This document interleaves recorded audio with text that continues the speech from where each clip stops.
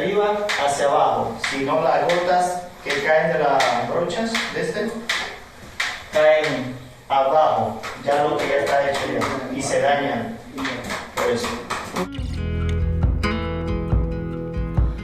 Okay, so it's Monday. The boys have gotten a start on the kitchen, the support for the roof. They just put in a couple pieces of track. I installed a light. I don't know if I mentioned this, but I installed a light on the weekend, and also a tome corriente outlet plug-in, so they would have power here. Meanwhile, we have Danny has been working on the room, putting on the I don't know what you call it, a fill coat or whatever. In fact, it would appear to me that he's finished. He did this, him and Marco did this in the whole room in less time than it took us to do one wall. Okay, it is Tuesday afternoon. I've been in Aloha all morning, and I just, well, I actually picked up these two tubes here in Malacatos on my way home. They're 1 inch by 3 meters. I bought a whole bunch of connections and valves and all kinds of stuff, but more on that later. Meanwhile, our two trabajadores, two workers, have completed the structure for the perimeter of the kitchen.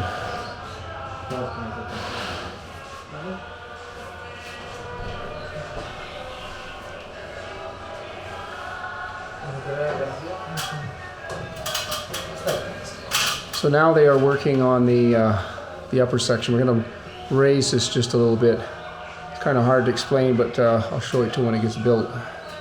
Meanwhile, my wife has painted the last bedroom bluish green, teal color. That was a bit of a surprise. I expected it to be partially blue, but not all the walls. But anyway, I don't have to sleep in here, so that's fine. Meanwhile, the other two guys have painted the room red on one wall and unfortunately pink on the other side.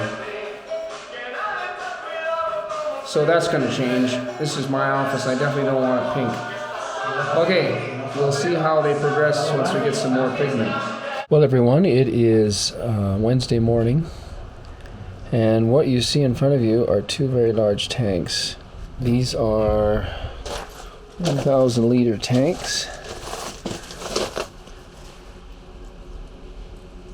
About, I don't know if you can actually see that there, but it says 1,000 liters, about 250 gallons. I've got two of these. The one on the right, far one, is going to have a mixture of layers of sand and gravel, and it's going to be connected to the second one, and this one is going to be connected to the cistern by means of these two pipes. So today I have to cut open the tops of these because I can't really access the inside very well to make up the to connect up the tubes, hoses. So I'm going to cut the tops out. Anyways, I'm going to try and get some of this done today so that we can finally fill our 17,000 liter cistern, which is just below that piece of plastic there. Till we get that cistern full, or at least half full, we can't really do anything with our pump. The pump is going to sit right here in front of the tanks. So I've got everything I need. So I'm going to get started on that today, and hopefully I don't get too much interference. I having to run to town to get stuff, and have to supervise the other workers at the same time. So I'm a little bit distracted. But anyway, I will use some time lapse, this time on purpose, to film some of this. I think it's going to work out pretty good. Okay, talk to you in a bit. Step by step and day by day, feel just like a pawn in this masquerade. It's funny how the truth seems so cliche. Each day feels just the same. Okay, well, that step in the process went reasonably well. I got the top cut out.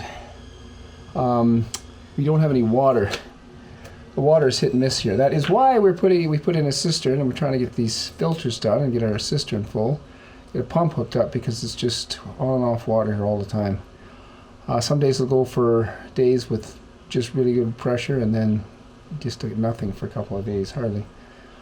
But it's on and off. Anyway, I'm going to have to actually climb in there and wash these out with soap and water. And they look pretty good. Okay, that's the next step.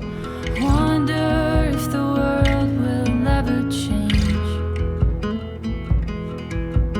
Wonder if I'm the one to blame.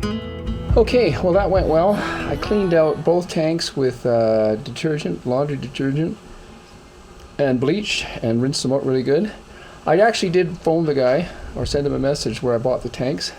I actually forgot to ask him what they were being used for, which was really stupid on my part, especially since I cut the tops out of them and couldn't return them. Anyways, he assured us that they were used in some kind of an alcohol plant. Not exactly sure what he was saying, but it was definitely food of some kind, or alcohol. We didn't taste anything in there to make sure, but the point is that they are food safe, so for our water will be fine. But that is something, if you're doing this anywhere in the world, check to make sure before you cut the tanks apart that they are food safe. Okay, so now the process is to put some valves and connections into the tanks. So let's get started. I'm hollow.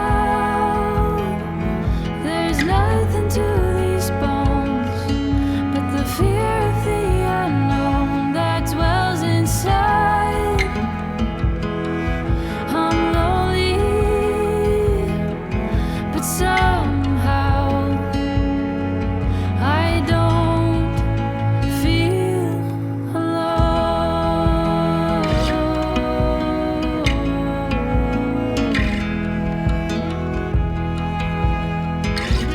Okay, I've cut the tubes for the inside of the tank. I have one of them here. You've seen I drilled a whole bunch of holes into it.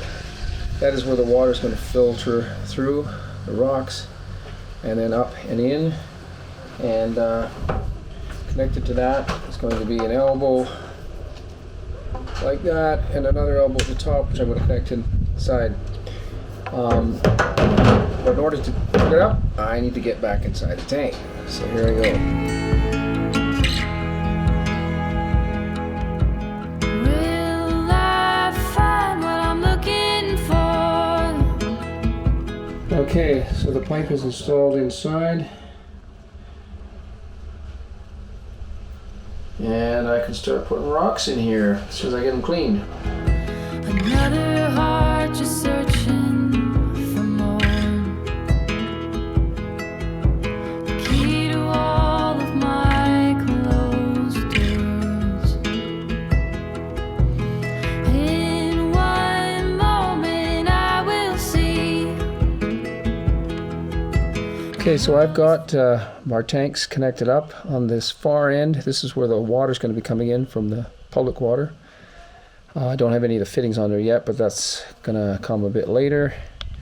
Inside, as I've already shown you, I think, I have got the float installed. There's the float valve. And down below we have the filtration pipe. If you just show you that. And that is connected by elbows up into the top. And then between the two tanks I have a valve, 1-inch valve, so I want to disconnect them, shut them off for whatever reason. In the second tank, a little bit lower down, I have another ball valve, float valve. The float is actually broken off right now. I gotta get that fixed, but not too much problem. And then slightly below that, about a foot below that, I have the outlet for this tank. This tank is basically just to allow any sediment that's in the tank coming from the filter to settle out before it goes into the cistern. And then on the outside I have a valve so we can shut that off, and I have connected into the cistern right here. It's just a 1/2-inch pipe. Now inside the cistern I have a bunch of work to do as far as hooking up the pipes and the float valves and stuff, but that is for another day. Okay, well I hope you enjoyed that. It was actually not that difficult to do. I was a little bit worried at one moment about what was inside the tanks, as I mentioned earlier. But now that I got that straightened out, got them cleaned out. So the next step of the process is just to put some rocks in there. Heavy rocks in the bottom, smaller rocks, and then our sand. All of which have to be washed before we put them in there. So that's a huge amount of work. I may get started on that today, or I may not. Anyways, this is a continuing saga. Stay tuned for part 2 of the filtration system. Thanks for watching. So the boys have absolutely stripped this hallway of everything, pretty much. I mean, there's still a bit of red mud on there, but we've gone down almost essentially to the bricks. You can see, hopefully you can see how, especially in this angle, how uneven the bricks are. I mean, they're really uneven. And then they just rubbed that mud on there by hand, and so nothing was smoothed out. But the wall still looks really good structurally. Yeah, in some places it's very uneven. It almost appears as though the bricks were not particularly well made. And you can see in this view especially how uneven that is. But that's what's underneath. In hindsight, we probably should have removed all of this mud like this right from the beginning, but rather than just scratching it. Time will tell. The world is full of people just like me. Open up my eyes, I'm free. I was searching for something to change my mind, then I found you. So I have a layer of large to medium-sized rocks in the bottom. They've been washed, and it's enough to cover that tube. And now I'm going to putting a slightly smaller rocks in here, 1/2 inch, I believe they are, or maybe 3/4. Anyway, they're smaller, on average more equal in size, and they're easier to wash. So I'm going to put those in there now. Okay, so I have got about 6 inches of gravel, coarse gravel on the bottom and a finer gravel on top. Technically this is 3/4 inch crush, but a lot of it's 1/2 inch or smaller. Okay, so now that I have the gravel in the bottom, 2 different sizes, I gotta clean the sand and it's supposed to be 2 feet of sand. It's gonna be a lot more work cleaning the sand, I can guarantee you, but we'll get on with it right after lunch. Talk to you later. Okay, so the boys have been working in the hallway today, and they've got the first coat of mud on the one side. Meanwhile, the guys got the structure all finished. It was kind of fiddly-diddly today, and they put a vent pipe in for the range hood, and they've just we're started on the installation of the roofs boards, so hopefully that progresses reasonably quickly. Hey everyone, it is the end of the day on Thursday. Got quite a bit done today. Just wanted to say one note about the sand. As you've seen from an earlier shot here, I've gotten the gravel into the bottom of it. We tried washing some of the sand here, but it's not the right sand. It's too much silt in it. So we're looking into buying sand from a pool place in Loja. It ain't cheap. 50 kilogram bag is $30, and we need at least 15 bags. So it's going to be expensive, and we got to buy a pump and a float valve and a few other things yet.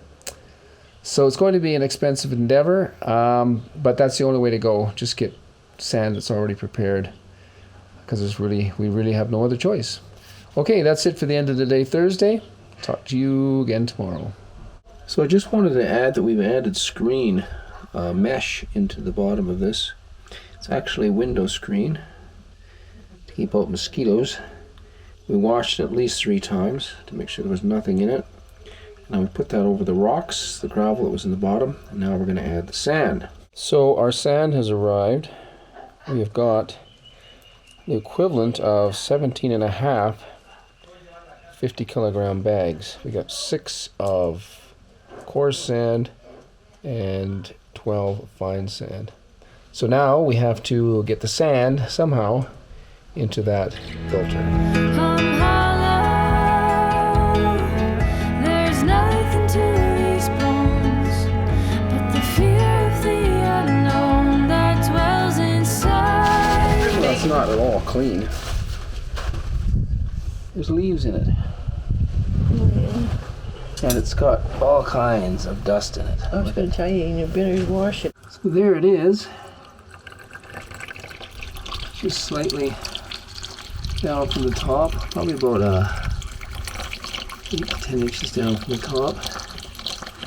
But at the moment we have almost no water coming in. That's where the float stops. And so we need 2 inches of water at least, so that's why I've left it down just a little bit. And I just put a little tile in there so that the incoming water, rushing water, doesn't stir up the sand. It just hits that and slides across. So we have about 6 inches of gravel, and from there up to about 29 inches. So we've got about 23 inches of sand. I think you can see it here. We've got about 4 inches of coarse sand, and the rest of it about 17 inches, give or take, is fine sand. Okay, so I have spent most of the day Friday. Was it Friday afternoon when that stuff arrived, the sand. We got 17.5 bags. As you can see in this clip, we got 5 bags left, 3 coarse, 2 fine. I'm hoping I can return those and get a credit. We plan on buying a pump from the same people. So anyway, I had to wash all of those bags, so 12.5 bags of sand, 1 pan at a time, as you would have seen in some of these clips. It was pretty dirty, and there was some organic material in there, leaves and sticks and stuff, so it's a good thing we cleaned it. It's not perfectly clean. There's still sediment in it, but I think it's impossible to get all of the sediment out, at least cleaning it by hand. Okay, so moving on to the next step is to, when we get water, fill this tank. We may fill it a couple times and drain it, just to rinse out some more of that sediment. And then we're going to start filtering it into the holding tank, which is the second tank, making sure that's clean.